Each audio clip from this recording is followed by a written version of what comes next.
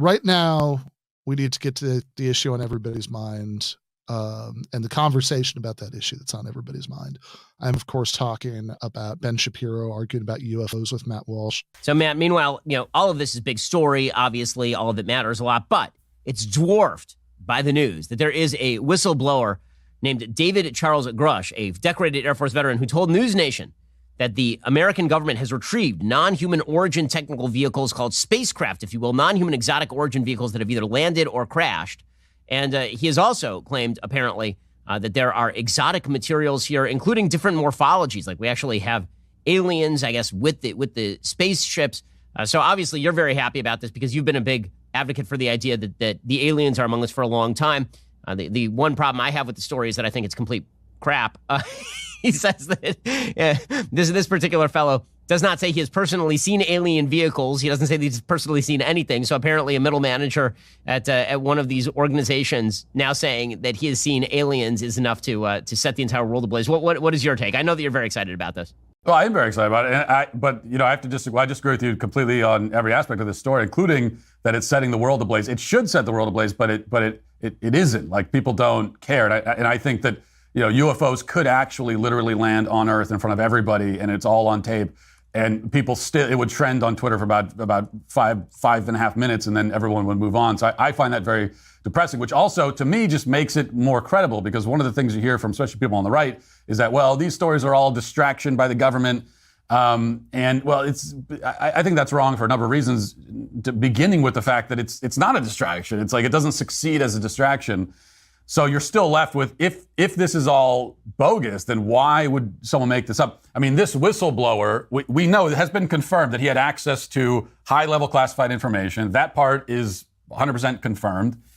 We know at least what his credentials are, what his resume is. And he worked he was in the intelligence agency. He worked with these kinds of these aerial phenomena, investigating them. He comes out and says, look, this is what I've been told.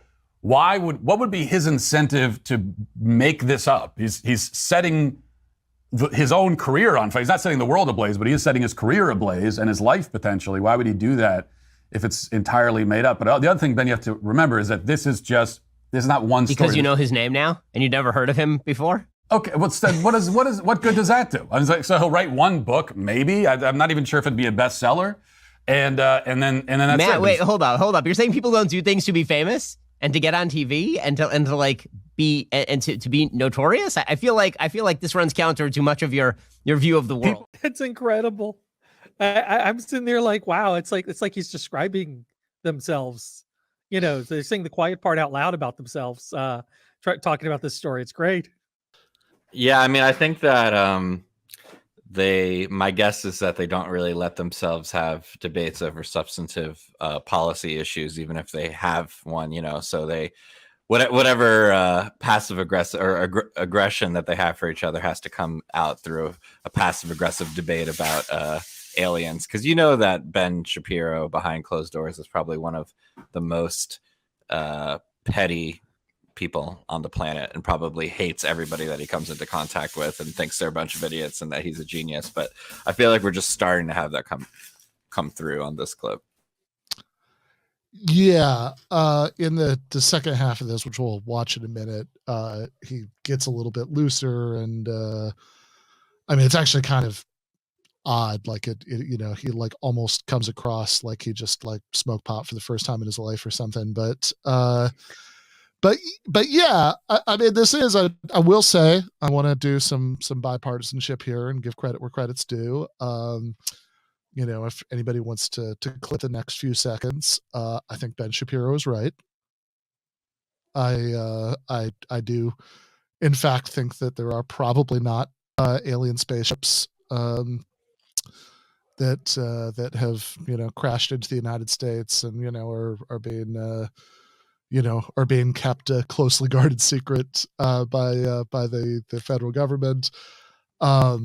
I will say, I actually think as we go on, he does not make a great case, but he is right. I think for a couple reasons, I tend to think that one is, the fancy reason is that, this is basically David Hume's argument about miracles, that, as unlikely as you might think that any given person would make something up or have a delusion or whatever.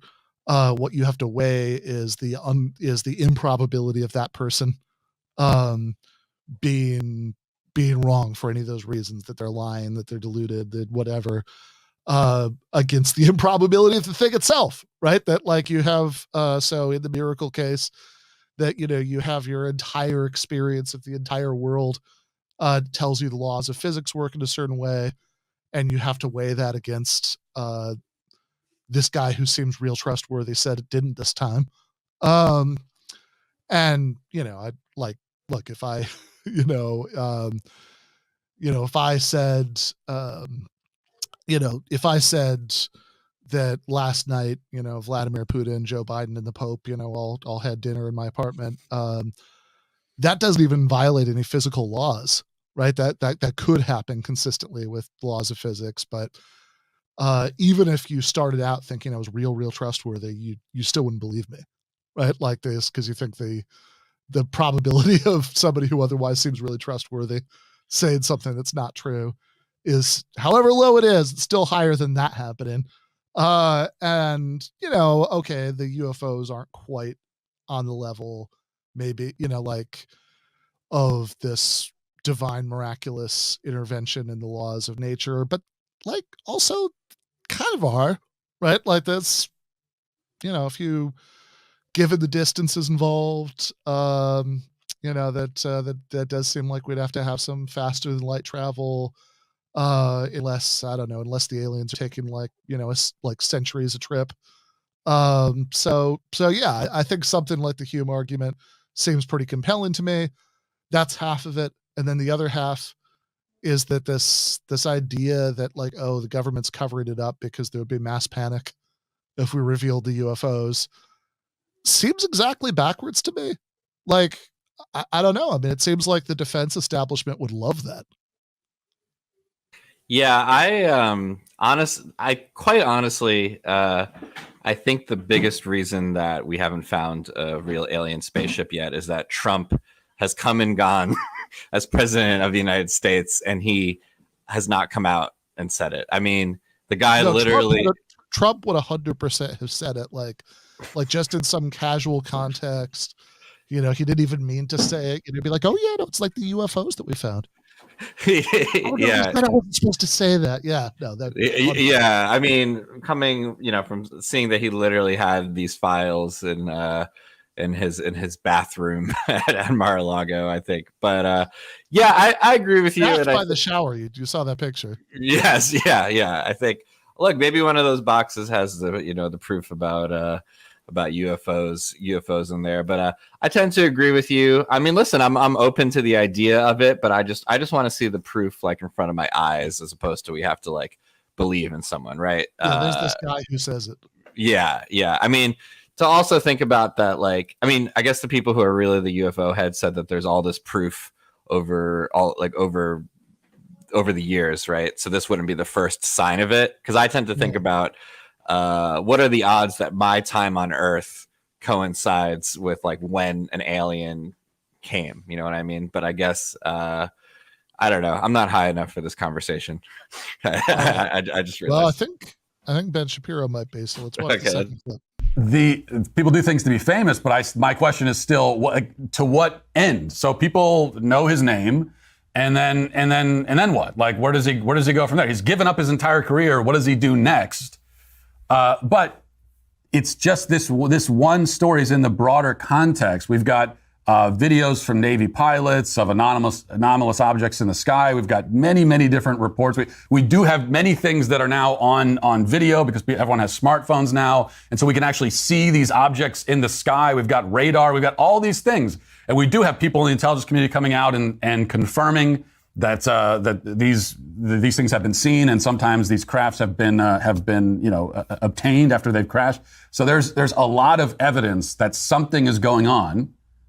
And I think if you're going to take the position that's definitely not aliens, then that to me seems irrational. You at least have to be open to the possibility. Like there has to be some explanation for this phenomena.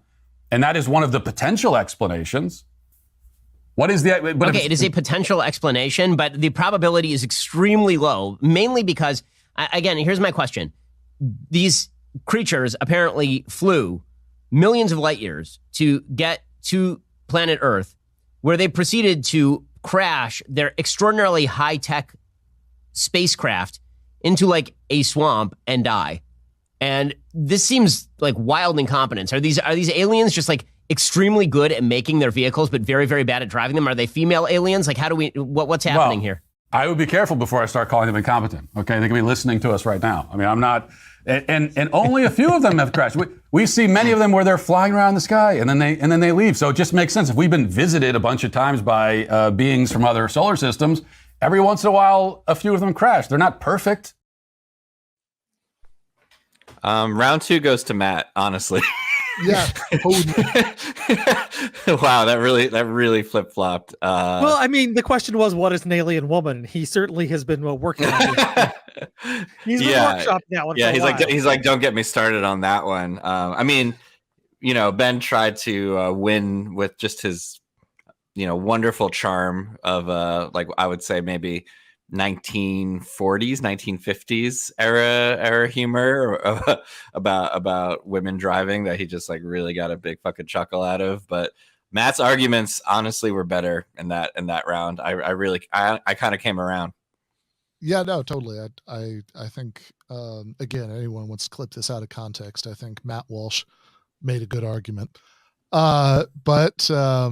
Well, listen, no, I was just like, I don't agree with Matt that it's likely aliens, but if aliens exist, I think this weird argument about their incompetence is a really bad argument. Because I just feel like if there's aliens that really do exist, let's say that's true, then I don't think that we can make any kind of assumptions about them that have to do with, you know what I mean? That have to do with our assumptions of how competence works on Earth. I just think that all bets are off at that point, and trying to reason your way through it is just insane. Like, I think the levels, like, again, I totally, yes, Matt Walsh is wrong, but he is making a much better argument than Ben is in this clip,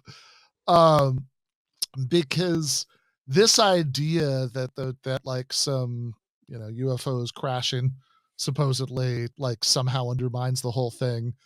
Like, I think it just doesn't. I mean, put aside the 1949 Catskills, lady drivers joke, like just on the substance of the argument, like that's the only comedy that his parents would let him watch when he was a kid, his old Catskills VHS tapes. Yeah, exactly. But like, film reels. But yeah, and that, putting that aside, like, one, as you say, if you're talking about these beings with evolutionary histories completely unrelated to ours, etc., then yeah, no, seriously, all bets are off about behavior, expectations, or anything. But two, okay, let's pretend that wasn't true. Let's pretend that we could just help ourselves to the assumptions that like everything that would hold true of humans would hold true of them. Okay, I mean, incredibly expensive military aircraft with technology that would have seemed amazing to everybody 20 years ago crash. I mean, that happens. Like doesn't, like, having really good technology and sometimes crashing it is not incompatible. I mean, look at John McCain. I mean, John McCain took the most expensive aircraft known to man at the time and kept crashing them. I like my aliens that don't crash. Yeah, I like the aliens that don't crash in swamps and get captured by the government. Yeah. Does that put a bow on it? we got any more deep analysis? They keep sending us their John McCains. So I do want to move on.